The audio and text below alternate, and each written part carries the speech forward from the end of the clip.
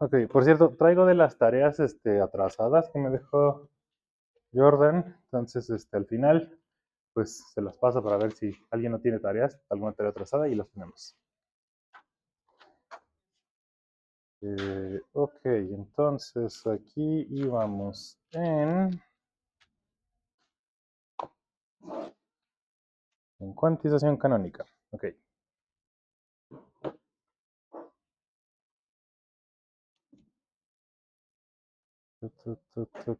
Tam.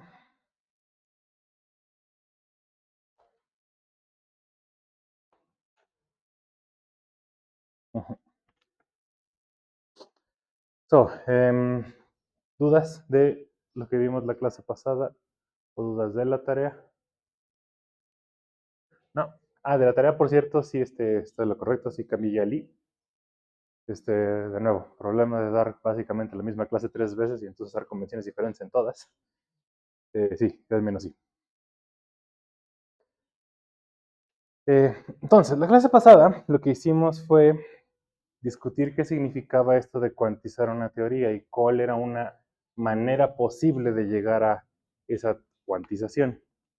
Cuantizar una teoría significa que esa teoría, ese sistema físico, tiene asociado un espacio de Hilbert. Entonces tengo operadores que actúan sobre el espacio de Hilbert, que están asociados observables, son operadores hermitianos. Cada uno de los elementos del espacio de Hilbert se interpreta como un posible estado del sistema.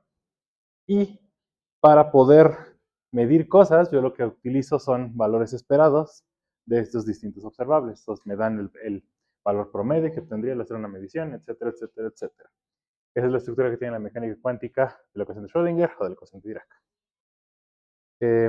So, ¿cómo obtenemos eso de algún otro contexto que no sea esos? Lo que vimos fue que podemos llegar a la mecánica cuántica en la imagen de Heisenberg si partimos de la formulación hamiltoniana de la mecánica clásica de una partícula, pensando en su posición y en su momento conjugado, tomando el paréntesis de Poisson y llevando ese paréntesis de Poisson a un conmutador canónico, el conmutador canónico que obedece en el operador X y el operador P. La evolución de los operadores entonces está dada por el operador hamiltoniano, que pues corresponde justo con la imagen de Heisenberg. Entonces esa es la idea. ¿Cómo? Todas estas teorías de campos que definimos tienen una formulación lagrangiana, vimos que pues, se puede llegar a su formulación hamiltoniana, siendo la correspondiente transformada de Legendre. El costo a pagar es fijar una noción de tiempo para poder aplicar esa transformada de Legendre, pero se puede hacer. Entonces podemos definir lo que es la coordenada generalizada y el momento generalizado en términos del campo. El campo es la coordenada y su momento conjugado es el momento generalizado. Esos tomamos su paréntesis de Poisson canónico y lo llevamos a un paréntesis, a un conmutador canónico. Y entonces tenemos ya una receta de cómo operan, por lo menos ese campo y su momento, sobre cualquier elemento del espacio de Hilbert. Cualquier otro observable se puede construir en términos de esos dos campos, de esos dos operadores. Entonces, en principio ya tengo todos los operadores que actúan sobre algún espacio de Hilbert. El punto ahora es entender cuáles son las características de ese espacio de Hilbert. La forma de hacer eso es encontrando una base particular del espacio de Hilbert y viendo cuáles son sus características físicas, es decir, si es o no, esa base es o no propia de algún conjunto de operadores. Entender a qué observable físico están relacionados esos operadores y pues entonces entender cuáles son esas etiquetas, cuáles son esos eigenvalores físicamente. Esa es la idea genérica, siempre que estamos aplicando cuantización canónica. ¿Ok? Entonces, para verlo explícitamente, tomemos un ejemplo. El ejemplo es la cuantización del campo escalar libre, el campo escalar real, explícitamente. Entonces platicaremos de cómo es que se hace la construcción con el campo escalar complejo y con otros campos. Entonces, la idea es la siguiente. El punto de partida es el lagrangiano o la densidad lagrangiana de ese campo, que como ya vimos varias veces está dada por la siguiente expresión.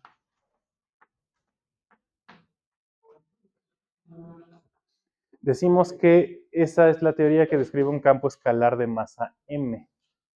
El campo es el que estamos diciendo que tiene masa m. Eso todavía no sabemos si está relacionado con alguna partícula o con alguna cosa.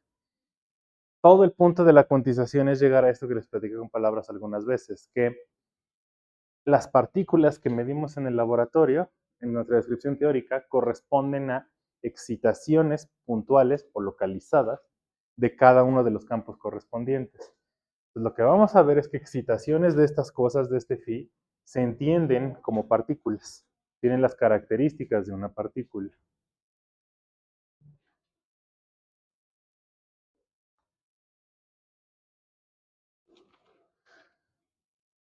Entonces, ya que tenemos la densidad lagrangiana, sabemos que el lagrangiano se escribe como la integral en el espacio de esa densidad lagrangiana y en consecuencia el hamiltoniano se escribe como la integral de el momento, el producto del momento conjugado con la derivada respecto al tiempo menos la densidad lagrangiana, donde ese momento conjugado se define como la derivada de la densidad lagrangiana respecto a la derivada respecto al tiempo de phi.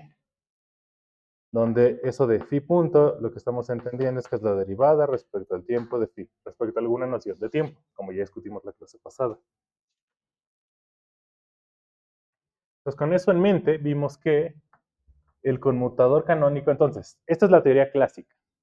La parte de la cuantización comienza con decir, entonces ahora todos esos objetos, esos campos y cualquier cosa que yo construya con el campo y con el pi, van a ser operadores que actúan sobre el espacio de Hilbert. ¿Cómo voy a saber cómo es ese efecto que tienen sobre los estados con el conmutador canónico?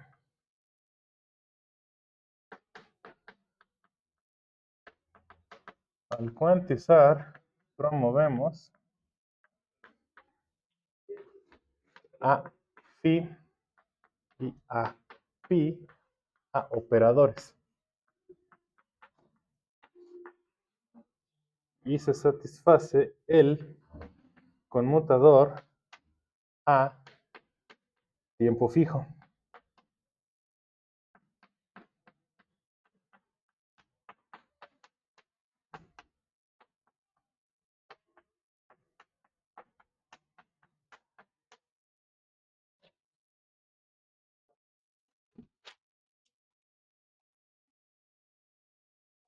¿Okay? Entonces, esa es la idea. Cada vez que phi y pi actúen sobre algún elemento del espacio de Hilbert, tienen que actuar respetando este conmutador.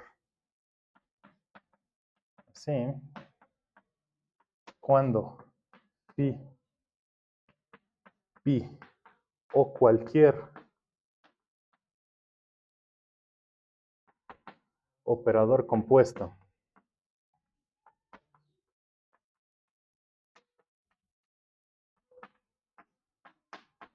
actúen sobre psi en el espacio de Hilbert H,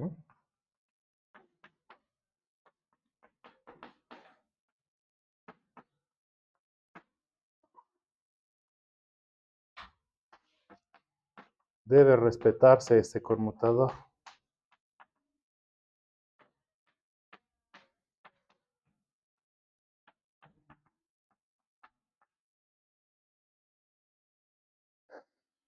Entonces, eso es en palabras. Y este mismo enunciado aplica para cualquier lagrangiano que pongan aquí. O sea, aquí pueden poner el lagrangiano de Dirac, el lagrangiano de Maxwell, el lagrangiano de la electrodinámica cuántica. Y en principio se siguen exactamente estas reglas. Ahora, ¿cómo entonces le hacemos ya para construir esos estados? Ver cómo se ven los elementos del espacio de Hilbert explícitamente. Entonces, la pregunta es, ¿qué sistema físico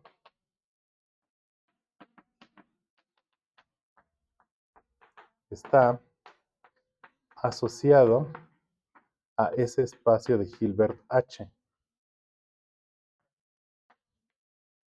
Para responder, calcularemos una base específica, una base particular para ese espacio de Hilbert. Entonces vamos a encontrar una base. La pregunta es, ¿cuál y cómo le hacemos? En mecánica cuántica, cuando resuelven la ecuación de Schrödinger, ¿cuál es la base que más usamos, que típicamente se usa para describir el espacio de Hilbert? Ajá, y esas corresponden a soluciones de la ecuación de Schrödinger. Entonces son estados asociados a qué operador o a qué observable. Al hamiltoniano. Son estados propios del hamiltoniano. Son estados de energía definida. Vamos a hacer lo mismo. Vamos a encontrar una base de estados propios de hamiltoniano.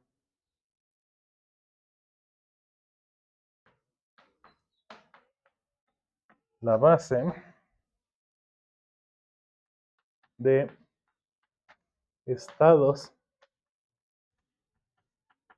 propios del hamiltoniano H. Vean que con eso que acabo de decir, que cualquier cosa compuesta de pi y de phi se vuelve entonces un operador, eso también aplica para el hamiltoniano. El hamiltoniano está compuesto de pi y de phi. En el lagrangiano también están pi y phi. Entonces, el hamiltoniano es un operador en particular. Lo que esperaríamos es que ese operador correspondiera con su base de estados propios, correspondiera con estados de energía definida. Y entonces entender qué energías, cuáles son las energías posibles para los estados asociados a este sistema extraño de ese campo escalar. ¿Sí? Ok. Entonces, ¿cómo hacemos eso? ¿Cómo encontramos una base de estados propios de hamiltoniano? Ok. La pista está en lo que tendrían que hacer, que no vamos a hacer eso porque toma bastante tiempo, es primero calcular cómo se ve explícitamente el hamiltoniano.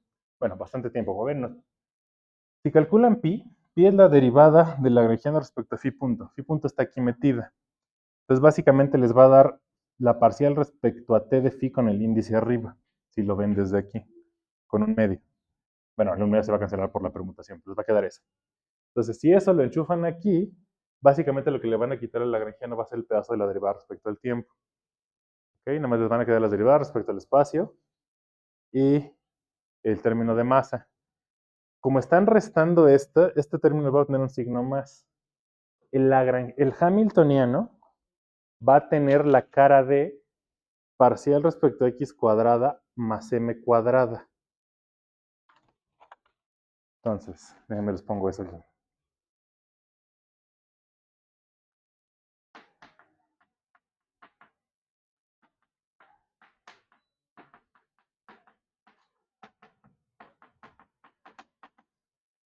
O sea, háganlo por su cuenta. Verán que les queda algo más o menos como la integral de d3x, de hecho, o sea, más o menos, como que en estructura. Es algo así como la parcial respecto a mu al cuadrado más m cuadrada multiplicada por phi. O sea, es algo como así, como en estructura, más o menos. ¿Ok? También las derivadas van a tener signos más, porque acuérdense que estamos utilizando la asignatura en la que las derivadas, las componentes espaciales de la métrica son las que tienen signo menos. Entonces, cuando reste el lagrangiano de por acá, todo se va a hacer positivo. Entonces, ustedes hagan la cuenta explícita para ver exactamente qué términos son los que van aquí. Les queda eso en estructura. Ok, eso que está aquí adentro del paréntesis se parece al hamiltoniano de un sistema que ya conocen. ¿A cuál? Exactamente. Tiene la estructura del hamiltoniano del oscilador armónico. Recuerda al oscilador armónico. El oscilador armónico del hamiltoniano explícitamente es este, pensando en la representación de posiciones.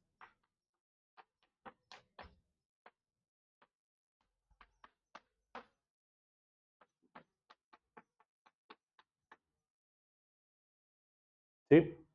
Es más o menos la estructura. El punto no es que sea exactamente idéntico, solo que tenga esa estructura cuadrática, es lo que le llamamos.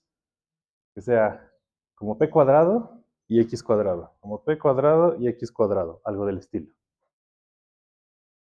Ese tipo de hamiltonianos, que son tipo oscilador armónico, se pueden resolver de una forma muy particular. ¿Se acuerdan qué es lo que tenía que ocurrir?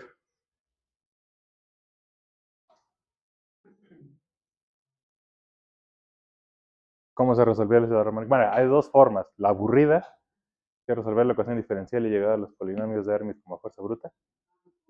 Pero, uh-huh, exactamente.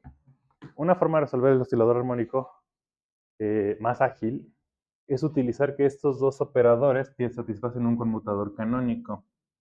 Usando que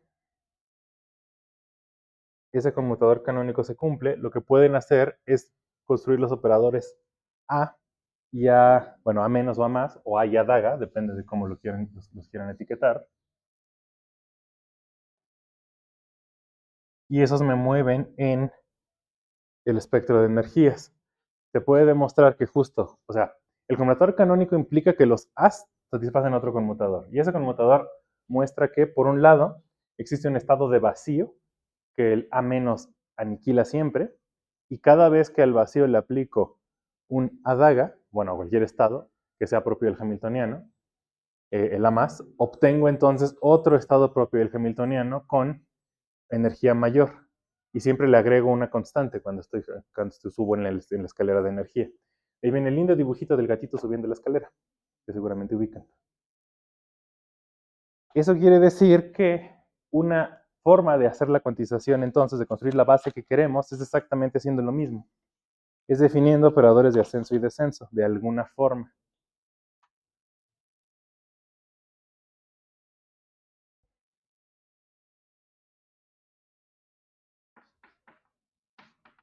Entonces, usaremos operadores de ascenso y descenso, o, como le llamamos aquí en partículas, no le decimos de ascenso y descenso. En Schrödinger, de una partícula puntual, en presencia del oscilador, un potencial tipo oscilador armónico, se le dice ascenso y descenso justo por eso, porque suben la energía y bajan la energía. Aquí también hacen lo mismo, pero la interpretación es más interesante. Les llamamos operadores de creación y aniquilación.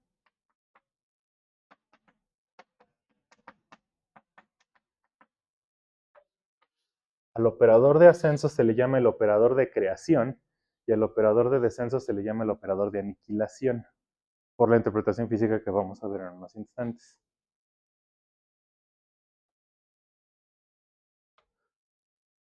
Entonces, el plan es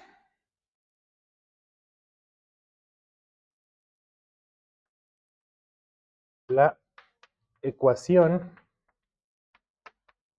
clásica para phi es la ecuación de Klein-Gordon.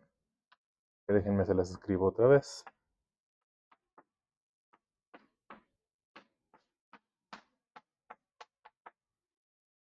No estudiamos soluciones de la ecuación de Klein-Gordon, estudiamos las soluciones a la ecuación de Dirac, pero la idea es básicamente la misma.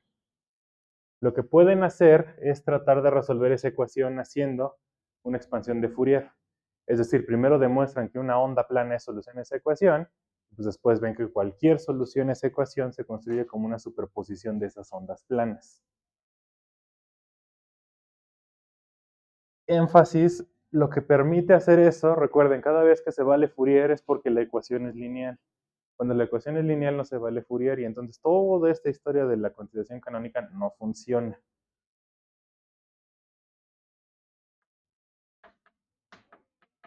Cualquier solución se puede expresar como la siguiente cosa.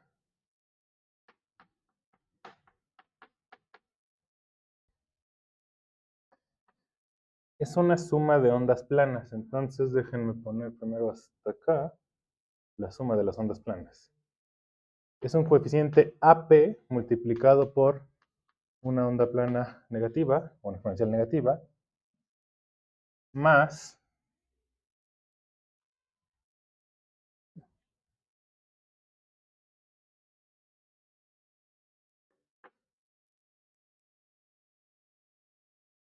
un AP conjugado multiplicado por e a la ip.x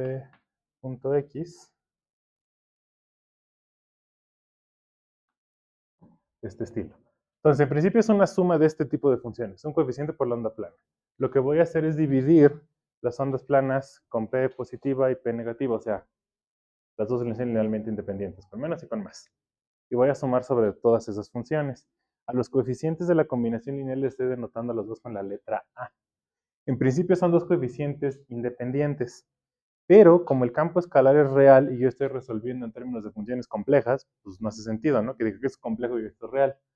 Se puede probar que si este número es el conjugado de este, entonces el phi completito sí es un número real. Entonces voy a sumar, y la suma, como en principio yo puedo poner cualquier valor de p, la suma es sobre todos los momentos posibles, es decir, sobre un continuo. En ese caso la suma es una integral de Fourier. La integral es sobre todos los momentos p sobre un factor que viene como siempre de normalización. Cada vez que hacen Fourier hay factores de 2pi, ya sea 2pi al cubo o 2pi a la 3 medios, depende cómo quieran normalizar. Y eso va multiplicado por 1 sobre la raíz de 2 veces p.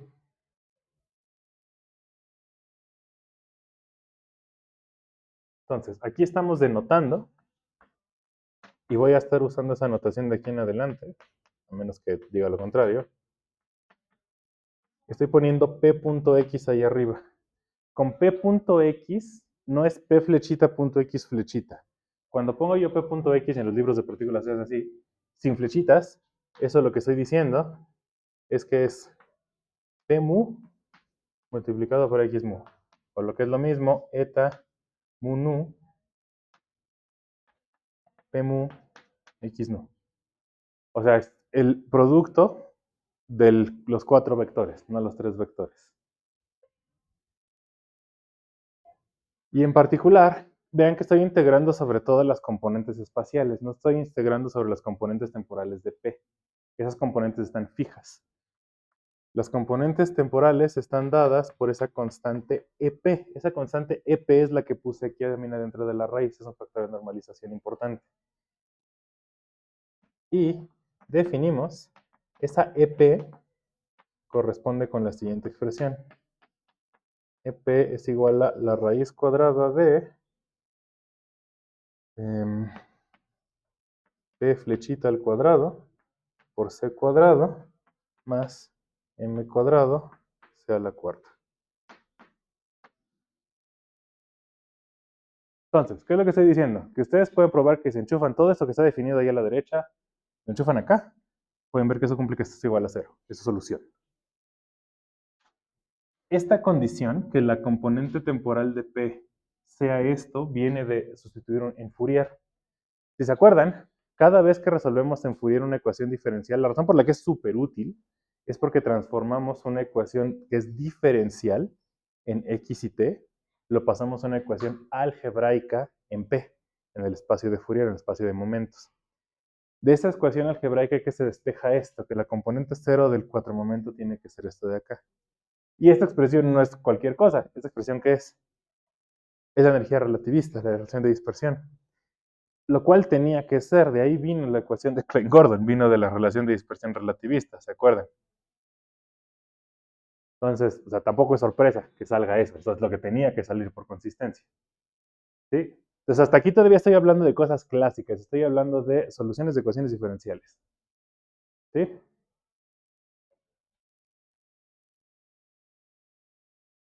Ok, ahora. ¿Cómo entra entonces lo de la cuantización? ¿De dónde salen estas operaciones de creciente, estos operadores de crecimiento y aniquilación? Bueno, cuando yo promueva entonces al cuantizar a phi a un operador, entonces phi ahora es un operador, entonces todo lo del lado derecho también tiene que volverse un operador. ¿Ok? O sea, tiene que ser un operador. Estas funciones no pueden ser, estas son funciones que vienen de la ecuación diferente, de la solución de la ecuación diferencial, las exponenciales. La única cosa que puede entonces ganar el carácter de operador para actuar sobre el espacio de Hilbert son estos coeficientes que aparecen en la combinación lineal. Entonces ahora, estos son los que se convierten en operadores. ¿Sí? Y entonces ahora, en vez de estar pensando que le pongo el conjugado, estoy hablando de el DAGA. ¿Sí? Entonces ahora sí ya todos esos son operadores. Exacto. Entonces la pregunta es, ok, ¿y qué son estas cosas? Si ya van a estar, sí, ok, sí entiendo que si este es operador, este tiene que ser operador, pero ¿qué operadores son esos? ¿Cómo actúan? ¿Qué le hacen al espacio de Hilbert? A eso me refería con que el conmutador canónico fija todo. De aquí, fíjense que como ya tienen phi, también pueden calcular cuánto vale pi, derivando eso respecto al tiempo. Ya una vez que tienen pi, pueden enchufar phi y pi. Esas dos, pi también va a ser una integral de estas horrendas. Toman esa expresión para phi, esa expresión para pi, dos integrales horrendas y las clavan en el conmutador canónico. Se puede probar que si phi evaluado en x, t y pi evaluado en y, t cumplen con y veces h barra la delta de Dirac, entonces eso implica que los operadores A que aparecen allá dentro de la expresión de Fourier del campo también satisfacen un conmutador particular. Vean que, como son los coeficientes de la combinación lineal de Fourier, este índice significa que tengo yo un A para cada valor del momento P que está aquí, igual de la daga. Entonces, cada uno de los operadores, es decir, tengo un solo campo phi, un solo operador phi, pero en Fourier tengo un infinito número de estos, de APs y de ADAGAPs, uno por cada valor posible de P. Cada uno de esos infinitos operadores A tiene que satisfacer un conmutador, consecuencia de que estos satisfacen este. Entonces, ¿cuál es la cuenta? Toman esto así como va y lo enchufan acá. Calculan pi, que es la derivada respecto al tiempo de esto, y lo enchufan por acá. ¿Sí? Entonces, en el conmutador hay dos integrales grandototes. Lo que tienen que hacer es evaluar ese conmutador. Las integrales salen de conmutador y entonces el conmutador entra en la integral. Entonces tienen que hacer las multiplicaciones una por una, con todo el cuidado del mundo. Suena horrendo, y la primera vez que uno lo hace sí es horrendo. Pero cuando uno lleva un curso de cuántica de campos, uno tiene que hacer esto como 10 veces. Entonces ya para la décima ya es como súper segunda naturaleza. El truco está en la delta de Dirac. Como yo tengo una delta de Dirac del otro lado, ¿se acuerdan? ¿Cuál es el punto de una delta de Dirac? Es un límite de una sucesión de distribuciones, bla, bla, bla, bla, bla, bla, bla, que tiene su explicación matemática formal. Pero para nosotros, esta cosa cobra sentido cuando la ponemos adentro de una integral. ¿Sí? El punto de la delta es integrarla, para eso existe, para nosotros. Entonces, lo que se hace para despejar esto es integramos respecto a x o y de los dos lados. La delta lo que hace es cancelar la integral. Del otro lado, también yo puedo cancelar la integral porque la delta en Fourier se escribe como una integral de exponenciales imaginarias. ¿Sí? Entonces, lo que estoy haciendo ahorita es resumirles toda una clase de un curso de teoría cuántica de campos en solamente unos minutos. Si hacen esa cuenta, lo que les va a quedar es que los operadores A y ADAGA satisfacen que su conmutador es igual a 2pi al cubo por la delta de los momentos, donde P y Q son los momentos asociados a cada uno de los operadores allá adentro. Entonces, luego de cuentas, un buen rato de cuentas, sale eso de ahí.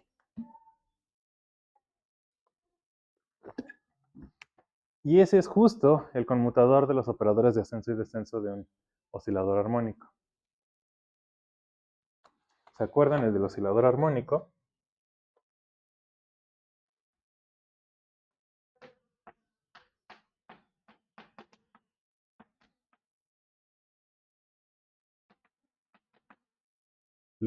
El conmutador de la menos y la más era igual a h barra omega. Una constante, pues, esa es la parte importante. Que el conmutador de eso sea un número. Y en efecto, este lo es un número, es un 2pi multiplicado por 0 infinito, pero bueno, al final es un número. Es un número raro porque pues tengo un infinito número de osciladores. Y de hecho ese infinito también trae sus cositas chistosas, como hablaremos ahorita. Pero de momento, ok, es un número.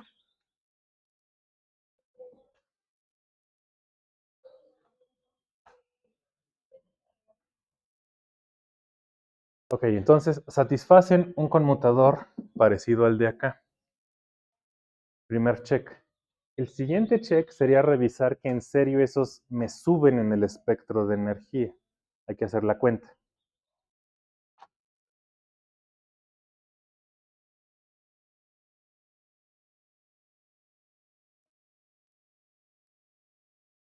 Para eso, lo que tenemos que hacer es obtener una expresión para el hamiltoniano en términos de los de ascenso y descenso.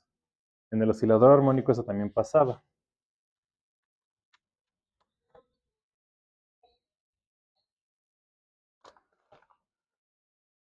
Entonces, se puede probar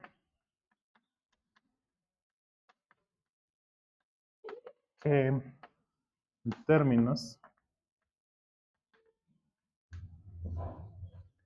de AP y A daga P, el hamiltoniano entonces, al ser un objeto construido con phi y con pi, también es un operador. El operador hamiltoniano fue lo que escribimos hace ratito, que es como las derivadas de phi más la masa cuadrada por phi. Entonces lo que tendrían que hacer ahora es tomar phi y enchufarlo en esa expresión. Phi en términos de los as y las dagas, esto. Entonces toman eso y enchufan eso en el hamiltoniano. El hamiltoniano ya era una integral en el espacio, entonces les va a quedar una integral en el espacio y esta integral en momentos. Entonces tienen que utilizar todo lo que saben, los conmutadores de por acá, las integrales, cómo juntar exponenciales imaginarias y qué significa integrar esas cosas y hacer la cuenta con calma. Si hacen eso, les va a quedar que el hamiltoniano es igual a d 3p sobre 2pi al cubo por ap daga por ap.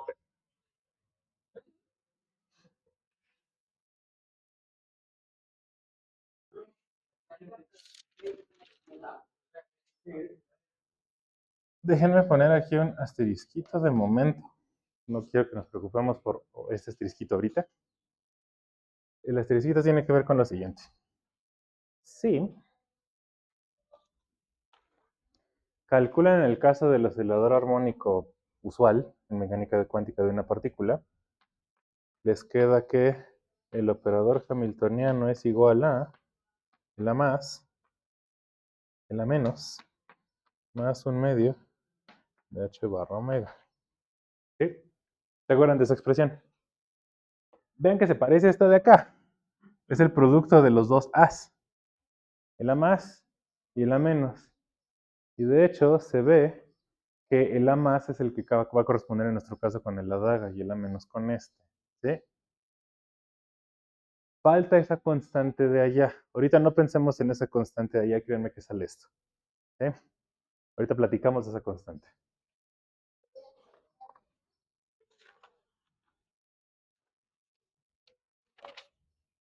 Bien, entonces,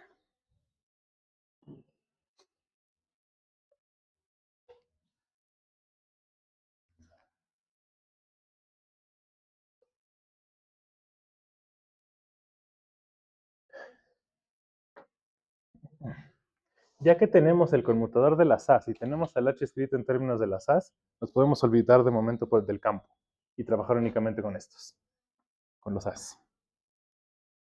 Ahora, el siguiente cálculo es el siguiente. El siguiente cálculo corresponde en evaluar cuál es el conmutador del hamiltoniano con los operadorcitos estos. ¿Okay? Ese cálculo, o sea, hasta ahorita he evitado hacer las integrales y nada más les he platicado qué es lo que tendrían que hacer. Esas no las van a hacer de tarea, pero esta sí quiero que la hagan, quiero que por lo menos hagan una. Entonces el siguiente cálculo sí lo van a hacer ustedes. Lo que van a hacer es tomar el hamiltoniano y dada esta expresión y este conmutador, demostrar que entonces el hamiltoniano no conmuta con los A's, sino que satisface lo siguiente. Y que entonces,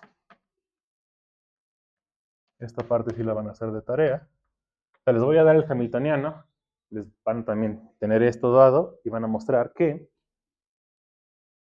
se cumple que el hamiltoniano, conmutando con el AP daga, es igual a EP por el AP daga y que el conmutador del hamiltoniano con el AP es igual a menos EP con el AP, donde esa EP es la constante que definimos hace rato, la que viene de la relación de dispersión.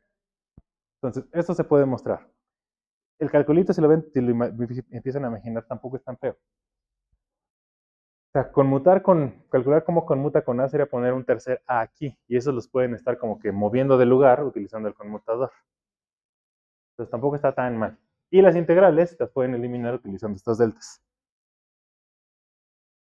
Pues bueno, sale. ¿Dudas hasta acá? Ahora, hasta ahorita esta parte también es análoga a cómo era el cálculo en el oscilador armónico usual. Ese es exactamente el conmutador que sale. El siguiente paso es ya únicamente ver que esos estados en serio me mueven en el espectro de energías. Se empieza a ver que sí, justo por esto de aquí, por la EP. En el caso del oscilador armónico, esa EP era igual a el H barra omega. ¿Se acuerdan que los operadores de ascenso y descenso me movían en pasos enteros en H barra omega, empezando con esta, con el 1 medio, y luego el siguiente era 3 medios, luego 5 medios, etcétera, etcétera? ¿Sí?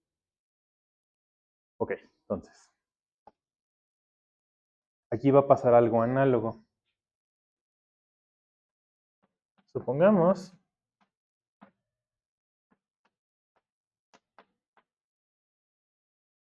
que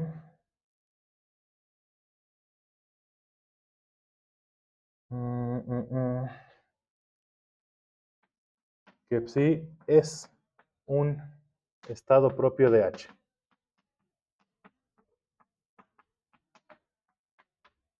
Déjame poner la otra letra, lambda. ¿Qué significa que un estado sea un estado propio de H? Que cuando yo le aplico el hamiltoniano a ese estado, obtengo un número multiplicado por otra vez este vector. Es una ecuación de eigenvalores. Entonces, supongan que encontré ese. Ahorita no nos preocupemos de si eso se puede o no se puede, solo supongan que hay uno. O sea, ya encontré uno. De la caja espacio de Hilbert ya saqué mi estado.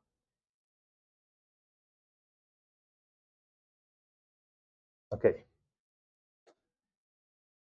Si ya tengo uno, consideremos qué es lo que pasa cuando yo aplico el hamiltoniano no al estado lambda, que ya sé que es propio del hamiltoniano, sino sobre el resultado de aplicar el AP daga sobre ese estado lambda para una P específica. O sea, de todos esos infinitos APs, agarramos uno, le pegamos con ese al estado propio de H y vemos qué ocurre si a ese nuevo estado le pego con H otra vez. Para eso, lo único que tengo que utilizar es el conmutador del hamiltoniano con el AP daga.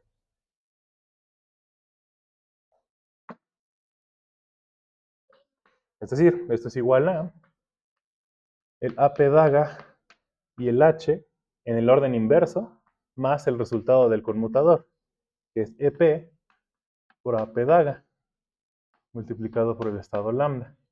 Esta expresión viene de utilizar este conmutador.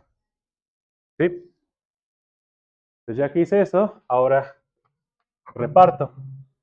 Por un lado, yo sé que pegarle con H al lambda, como lambda es un estado propio, me sale el número lambda. Entonces esto es igual a lambda por AP daga aplicado sobre lambda más EP por AP daga aplicado sobre lambda, que es lo mismo a decir que lambda más EP es igual, eso aplicado por AP daga aplicado a lambda. Es decir, estoy obteniendo que el hamiltoniano actuando sobre este estado es igual a un número aplicado sobre este estado. Esa es la definición de que ese nuevo estado es qué cosa. Un estado propio del hamiltoniano.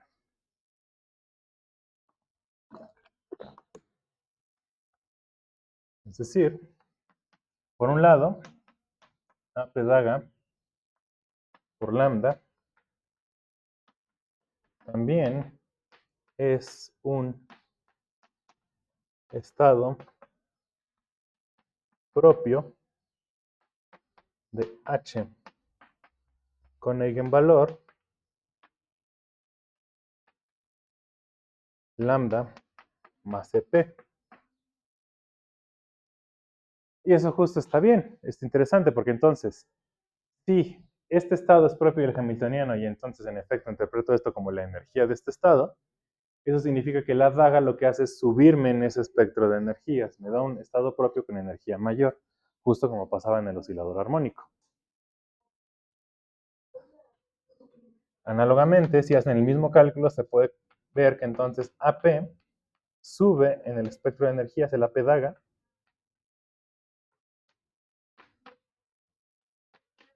y el otro operador, el que no tiene daga, AP baja en el espectro de energías.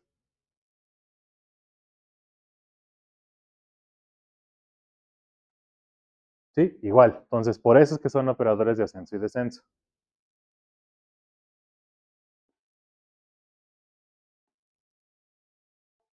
Ok. ¿Dudas? ¿Acá? ¿No?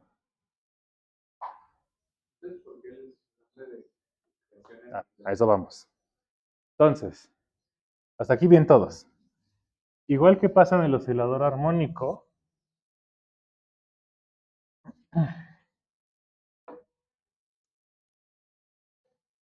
el AP es problemático, porque eso implicaría que el AP me deja seguir disminuyendo la energía tanto como yo quiera. Y eso en principio no debería poder hacerlo. Entonces, debe existir un estado que vamos a denotar como 0, tal que cuando yo le aplico el operador que baja, el AP, ya no pueda seguir bajando más, no le pueda seguir bajando más la energía. Es decir, que AP actuando sobre 0 sea igual a 0. Y ese estado 0 en el oscilador armónico es lo que llamamos el estado base del sistema. O en teoría cuántica de campos utilizamos otro nombre. Le llamamos el estado de vacío de la teoría, el estado en el que no hay nada. De nuevo, el por qué ese nombre también va a quedar claro ahorita. Y tiene que ver con lo mismo, por qué les llamamos de creación y aniquilación en vez de subida y de bajada.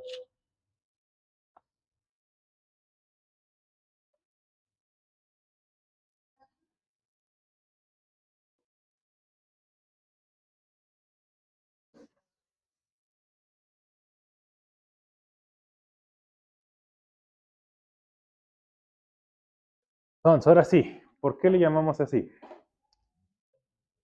¿Me siguen hasta acá entonces con la construcción?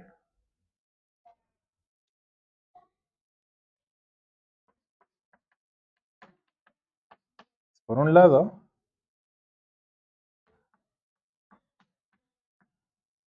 dado que el estado de vacío cumple esa ecuación, cuando yo le pego con el AP daga, ese estado también va a ser, bueno, por un lado, ¿qué pasa si yo le pego con el hamiltoniano a ese estado de vacío? ¿Se acuerdan? Revisen la expresión del hamiltoniano. ¿Qué pasa cuando le pego con el vacío? Se hace 0, porque el primero que estaba era este. Es decir, el estado tiene igual a 0. Igual que en el oscilador armónico. Bueno, no igual. En el oscilador armónico está el 1 medio de h barra omega, que les dije que vamos a discutir en unos instantes. Entonces aquí tiene igual a 0, de acuerdo a lo que dije. Ahora, ¿qué pasa si le pego con AP daga? De acuerdo a lo que dijimos, entonces el 0 es un propio del hamiltoniano. Y entonces, AP daga por 0 también es propio del hamiltoniano o no? Sí, según lo que dijimos aquí. ¿Con qué eigenvalor?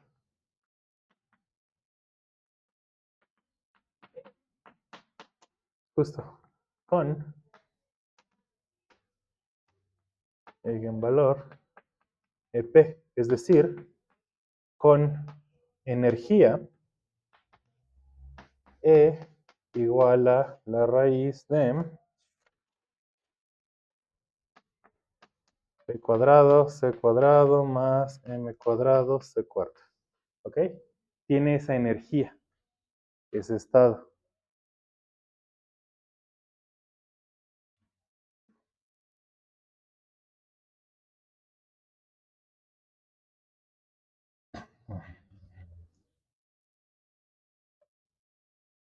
Número 3.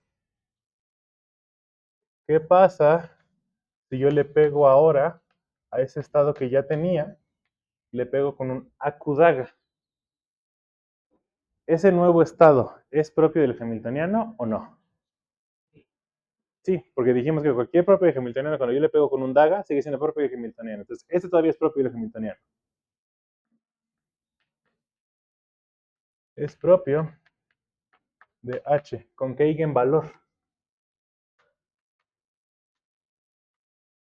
Ahí es donde empieza la parte interesante. ¿Con qué eigenvalor? O bueno, o sea, si estos dos son iguales. Si no, es EP más EQ.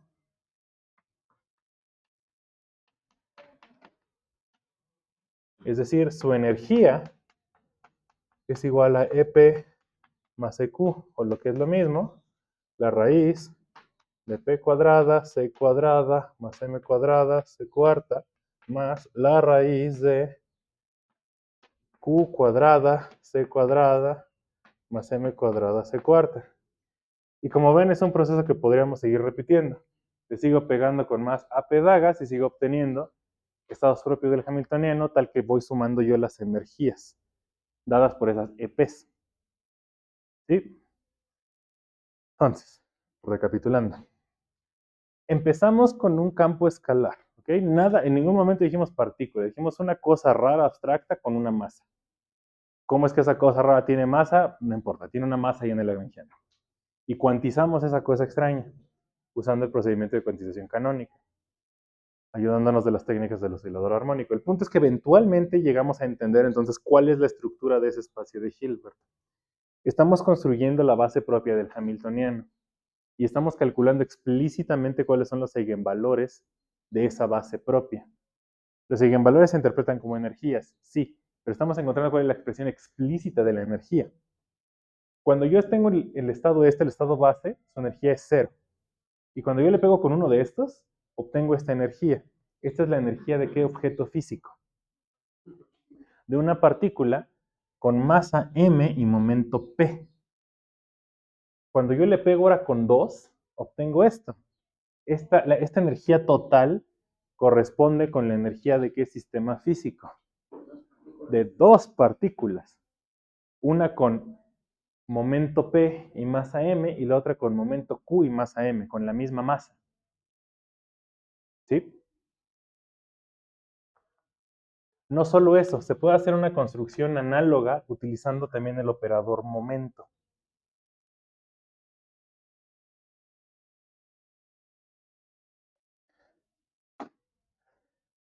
¿Cómo sé que este eigenvalor es la energía, este numerito corresponde con la energía física del sistema? Porque corresponde con los valores propios de H. H es el operador de energía. Los valores propios de ese operador corresponden con las únicas energías posibles que yo voy a medir. Recuerden que es la interpretación generalizada. Es hasta que yo veo que un número es valor propio de algún un operador asociado a un observable físico, que yo puedo decir que ese número es una cantidad física. Antes no. Solo hasta este momento es que puedo decir que esto es la energía de algo. Antes no.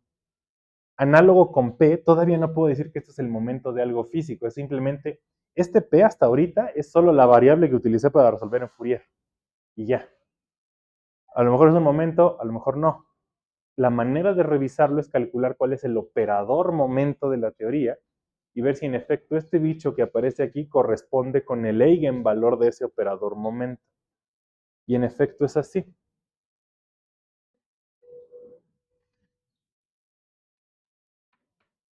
El operador momento, ojo, el operador momento es P flechita, no el momento conjugado. Eso espero que lo recuerden de mecánica analítica. El momento conjugado no corresponde con el momento lineal. No necesariamente. A veces no. En general, de hecho, no. El momento conjugado es simplemente la variable conjugada a mi x y ya. El momento lineal, ¿alguien recuerda cómo es que se calcula? ¿Cómo es que podemos decir, esa cosa en serio es el momento lineal físico de mi sistema? No. En el caso de una partícula, pero en general. Para eso se utiliza el teorema de Noether. El momento lineal es la cantidad conservada del sistema asociada a traslaciones espaciales.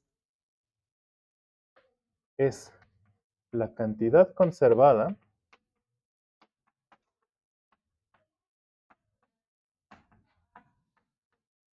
asociada a traslaciones. Entonces lo que tenemos que hacer es usar el teorema de Noether. Úsenlo. Se puede mostrar entonces que el operador momento P se escribe como menos d3x pi de x, t aplicado sobre el gradiente de phi de x, t. Esta cosa es el gradiente típico de cálculo 3, no es ningún operador raro. Si sustituyen cuánto vale esto como integrales de Fourier y esto como integrales de Fourier y hacen las integrales, llegarán a que esto es igual a d3p sobre 2pi al cubo por p flechita por ap daga por ap, donde voy a poner exactamente el mismo asterisquito que la última vez. Entonces se puede ver que de acá se llega a esto. Ajá. Vean entonces que la expresión es completamente análoga a la del hamiltoniano.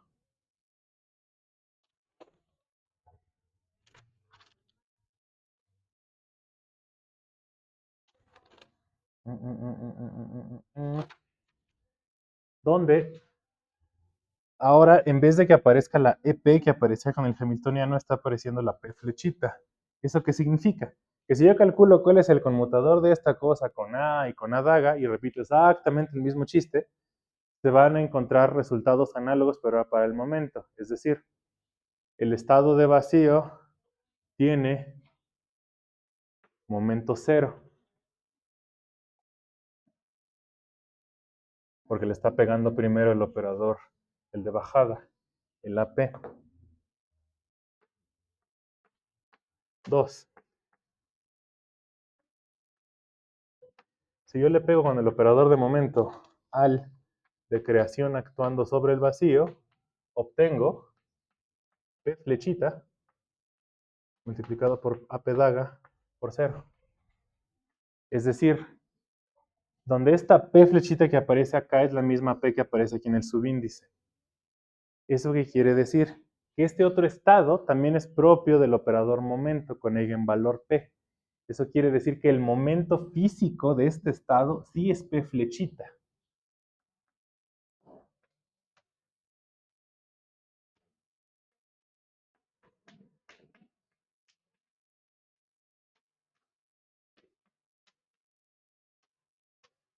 Si hacen lo mismo ahora con un AQ daga aplicado con un AP daga sobre el vacío, van a ver que esto también es propio del operador de momento. Si le aplican a esto el P flecha.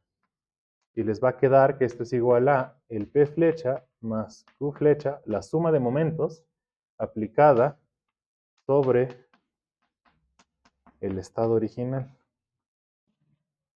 ¿Sí? Es decir, el momento total de este sistema es la suma de estos dos vectores. ¿Ok?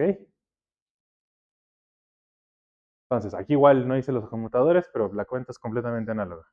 Entonces, ¿sí me siguen hasta acá? Justo en eso que acaba de dibujar, que estaba ajá. Estaba escrito que el hamiltoniano aplicado a estado de vacío igual a ajá. Pero en realidad solo estamos diciendo que el estado de vacío es un eigenvector del mismo grado hamiltoniano. Para calcular la energía y determinar si realmente era cero o no, no tendríamos que ensanguchar. Sí, pero si da 0, entonces este sanguichado también va a dar 0. O sea, lo que escribimos es que esto exactamente pues es 0 multiplicado por eso, se me refiero con 0. Ahora, importantemente, estoy asumiendo dos cosas. Uno, que el estado es normalizable, que cuando yo hago 0 con 0, eso me da un 1. Y este asterisquito también. No sé si es justo en lo que estás pensando, pero ahorita vamos a eso. Primero quiero llegar a las buenas noticias y al último darles las malas noticias. Entonces, ya está acá. Entonces, ¿cuál es la moraleja de todo esto? La moraleja es la que platicábamos la clase pasada, de la prueba del pato. Si camina como pato, se ve como pato y grazna como pato, es un pato. ¿A qué nos referimos con eso? Así,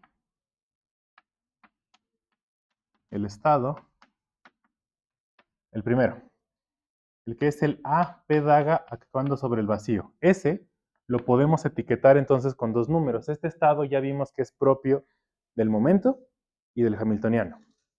Como tal, entonces, yo puedo etiquetar ese estado con sus dos eigenvalores. Entonces, este estado yo lo voy a denotar como el estado EP, P flechita.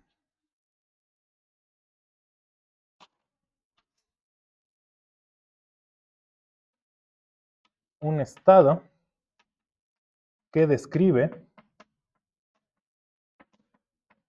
a un sistema con energía igual a EP, que es la raíz de P cuadrado, C cuadrada más M cuadrado C cuarta, coma, P. Con esta energía y este momento. Independientemente de cómo llegamos a esto, si yo les hubiera dicho, tengo un sistema que tiene esta energía y este momento, yo les pregunto, ¿de qué sistema estoy hablando? Una partícula libre relativista con masa m, momento p y energía e. Es decir, una partícula libre relativista.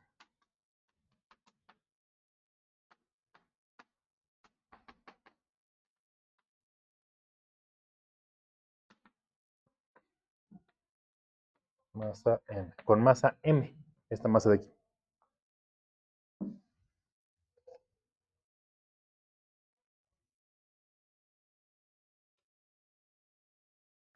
El otro estado que consideramos, el A Q daga, A P daga, actuando sobre el vacío, ese lo podemos etiquetar como EP, bueno, si quiero ponerlo, EP más EQ, P más Q, donde la energía, según dijimos, es la suma de las energías, EP más EQ, y el momento total es la suma de los momentos chiquitos, de P minúscula y Q minúscula. Entonces, de nuevo, donde esas S satisfacen justamente esta misma expresión, para Q y para P. Dado que esas energías se están sumando y esos momentos se están sumando como deben de sumarse y satisfacen esa expresión, yo les pregunto, ese sistema, ese estado, ¿a qué describe? ¿Qué dirían que describe? A dos partículas relativistas con la misma masa. Una con momento P, una con momento Q, una con energía EP y una con energía EQ.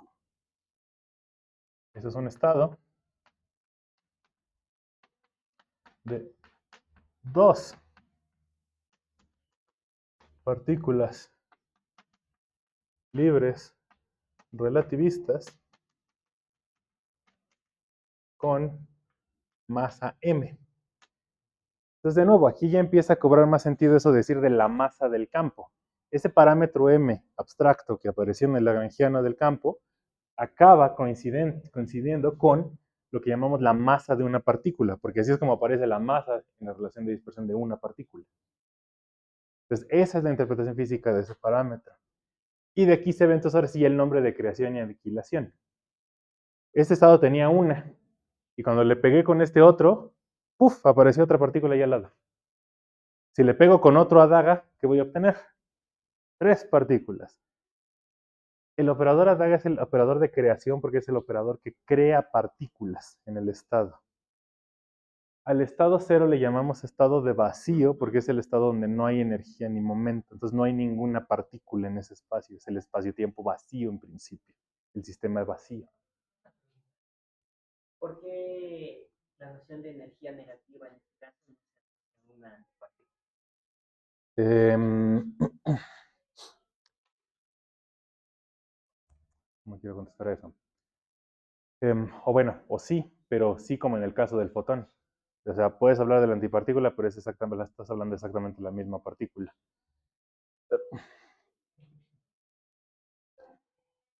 Lo que se puede ver es que el estado que tiene la energía, la raíz negativa en el campo, cuando tú calculas una cosa que se llama el propagador y ves cómo es que se propaga información de un punto a otro en el espacio-tiempo, la razón por la que esta teoría sí es una buena teoría relativista, es decir, es causal, es porque típicamente cuando tú calculas esto con una teoría, por ejemplo, en Dirac o Klein-Gordon pensando en una partícula, si tú calculas este propagador, resulta que tienes la influencia del campo en un punto puede ser distinto con un punto afuera del cono de luz de ese punto original.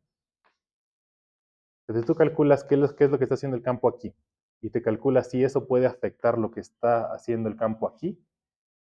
Es decir, te calculas el propagador y el valor esperado de eso, resulta que eso es distinto de cero. Y entonces cuánticamente resulta que una de estas partículas aquí sí podría afectar aquí. La forma en la que eso se cancela es con la raíz negativa que dices. Si lo piensas con el otro estado, entonces te obtienes una propagación negativa para el otro lado y se acaban cancelando entre las dos. Como que más o menos eso es lo que ocurre.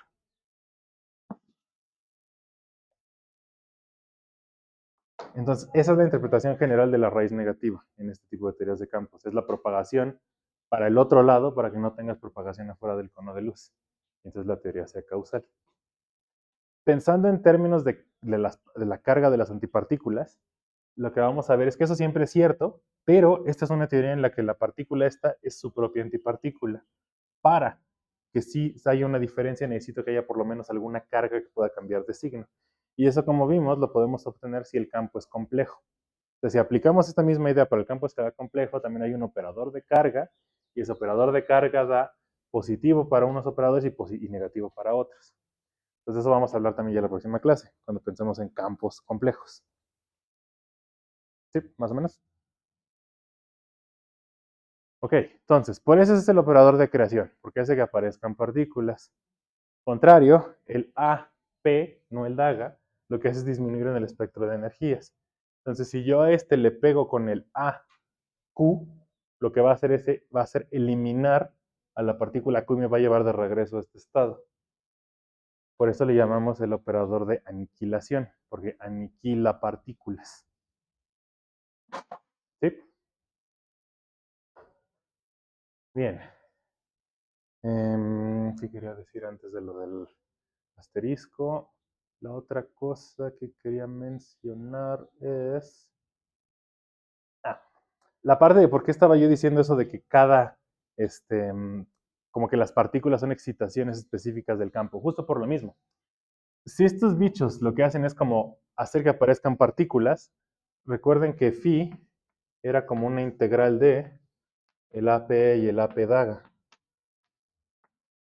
Pensándolo como solución de Fourier, eso es lo que es literalmente estos términos, son las excitaciones de Fourier de este bicho de aquí, del campo. Entonces, si estos operadores se asocian con partículas, crear o destruir partículas, entonces justo esas partículas, la aparición o desaparición de esas partículas corresponden con la aparición o desaparición de excitaciones de phi. Por eso es que así lo pensamos. Como que el campo permea todo el espacio-tiempo y cuando se crea o se destruye una partícula es porque este campo se excitó o no se excitó en algún punto por efecto de esos operadores. Por eso es que decimos eso. Pueden escuchar esto en algunos pláticas de divulgación y así. Digo, como retomando un poco la teoría de uh -huh. Si una combinación de crea un impulso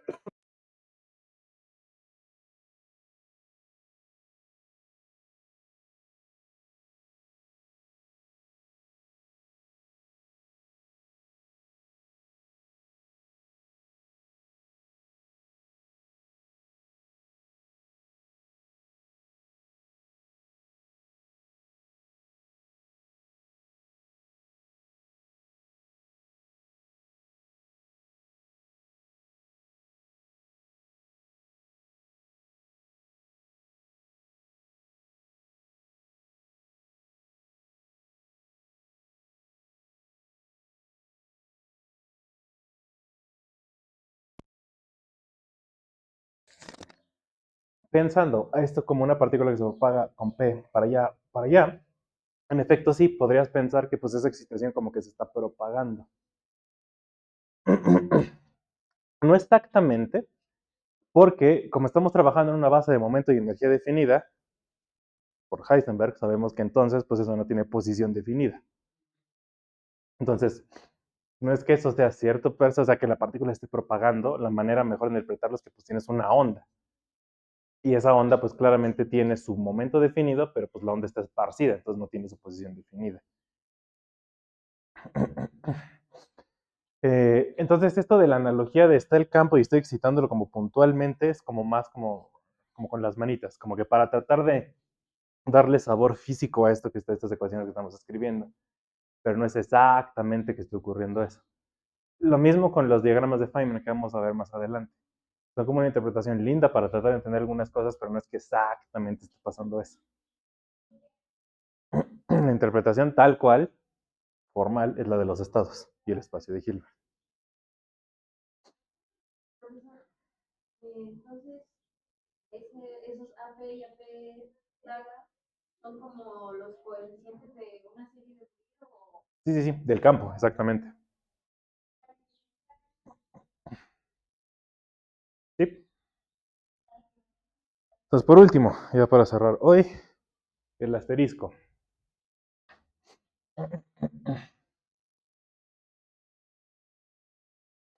Entonces, la razón por la que quise primero explicarles esto es para que vean que esta idea extraña de querer utilizar estos campos y cuantizarlos, sí tiene esperanza de resultar en algo decente. O sea, sí, el campo escalar, por alguna razón, ese bicho que nada tenía que ver con partículas, acabó describiendo un sistema de infinitas partículas relativistas. Libres en el sentido de que todas las partículas tienen esta energía, no tienen ningún potencial. Entonces, nada más la partícula va por ahí, otra partícula va por ahí, otra partícula va por ahí y no se hablan entre sí. Es una teoría muy aburrida, pero una teoría como sea. Ahora, el asterisco venía con lo siguiente. En el hamiltoniano del oscilador armónico,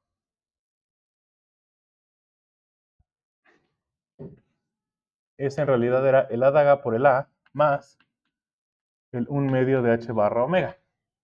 ¿Sí? Otra manera de interpretar esto, que es donde viene esta idea de segunda cuantización, es el campo, si lo piensan entonces, lo que hicimos fue obtener como un juego de de operadores de oscilador armónico por cada momento P. Es como si este campo estuviera formado por un infinito número de osciladores armónicos cuánticos. Bien, pensando en eso, vean que entonces lo que estamos concluyendo es que cada de uno de esos osciladores armónicos cuánticos contribuye a la energía y contribuye al momento, porque le pongo yo una etiqueta de P a cada uno de estos. Esto que les dije cuando escribí que H era igual a la integral de D3P sobre 2pi cúbica EP por el A, P daga por el AP, eso no es exactamente cierto, no queda eso. Queda eso más infinito. O sea, sí, les dije que íbamos a omitir algo, no les dije qué era, lo que omití fue eso. Ese infinito, por supuesto, viene de que en el oscilador armónico típico, el conmutador del A y el A daga es H barra omega. Pero en nuestro caso, el conmutador del AP con el AQ daga, eso me dio una delta de P menos Q. Y eso, pues sí, es 1 en un caso, pero es 0 en un montón de casos, pero es infinito en el caso importante, cuando esos momentos coinciden. Es decir, cuando estoy pensando exactamente en en un solo oscilador, en el que cuando P es igual a Q.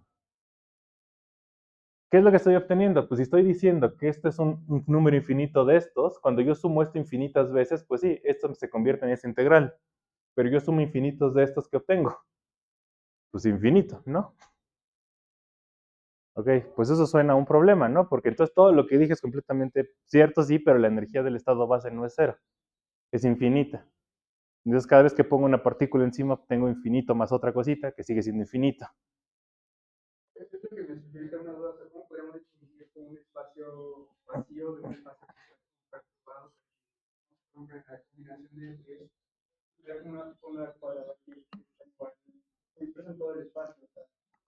O sea, lo que tiene energía como que constante, ¿no? Bien, pues justo pensar en esa interpretación es lo que hacemos. Entonces, sale infinito, sale horrible y nos espantamos mucho. Entonces la salida es lo que dices. El cero de la energía es arbitrario. ¿Qué tal si ponemos el cero de la energía en infinito? Suena completamente estúpido, pero si hacemos eso nos salvamos por completo, ¿no? Ok, esa es la solución que tenemos al día de hoy. No estoy de chiste, es esa. ¿Ok? Vamos a poner el cero de la energía en infinito y vamos a olvidarnos de ese infinito. Y vamos a hacer el modelo estándar y todo funciona. Esa es la solución.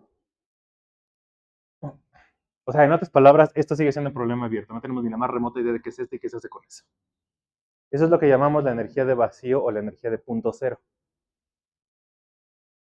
Entonces, una explicación de por qué existe eso y por qué es infinito. Hay algunas personas que hace muchos años solían decir, bueno, pero, o sea, estamos diciendo que el espacio-tiempo completito tiene una energía base, que a lo mejor es infinita, o sea, da igual, pues que es una energía base. Ok, eso suena parecido a el problema de una energía que no vemos y no podemos hacerle nada más que detectarla gravitacionalmente indirectamente. Entonces, durante un rato, bueno, todavía hay personas que, o sea, una de las posibles ideas es que a lo mejor esta cosa está relacionada con la constante cosmológica, con la energía oscura. O sea, y eso sigue siendo un a lo mejor, tampoco hay una manera exacta de, ¿y eso cómo funciona? Ni idea. ¿Cómo podríamos saber que la conservación de energía en todos los universos no podemos terminar con energía?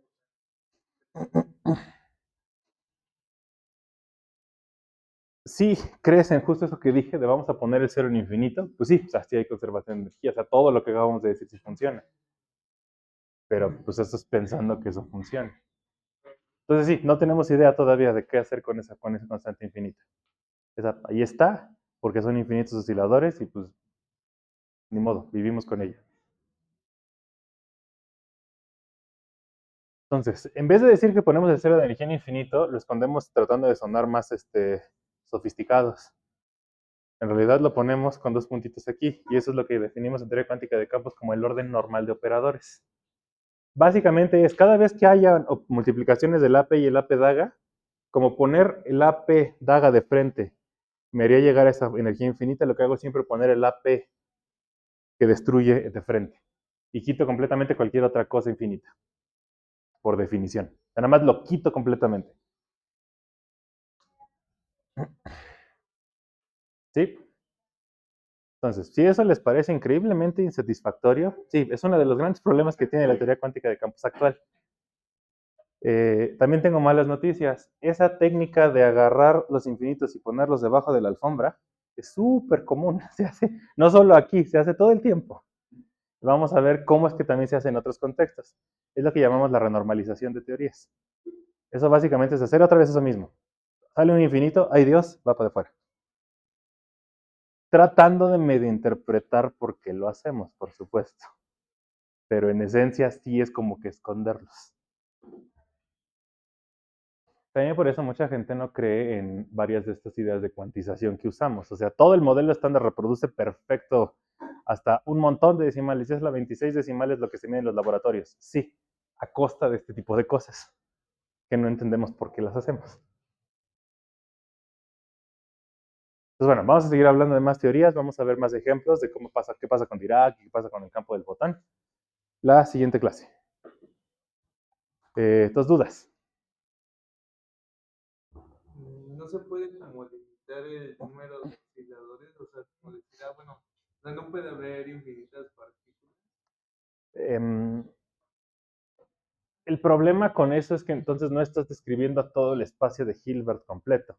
En estricto sentido, para poder escribir cualquier estado del espacio de Hilbert necesitas utilizar toda la base. Y pues, si la base requiere que utilices a todos estos, pues no tienes de otra. La persona se puede interpretar como, no sé, una tierra,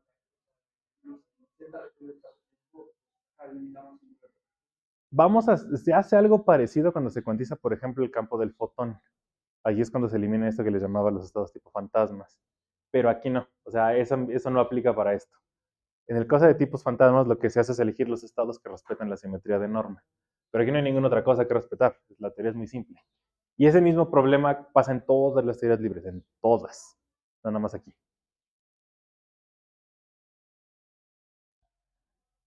Pues bueno, vamos a ver más ejemplos de teorías en la próxima clase.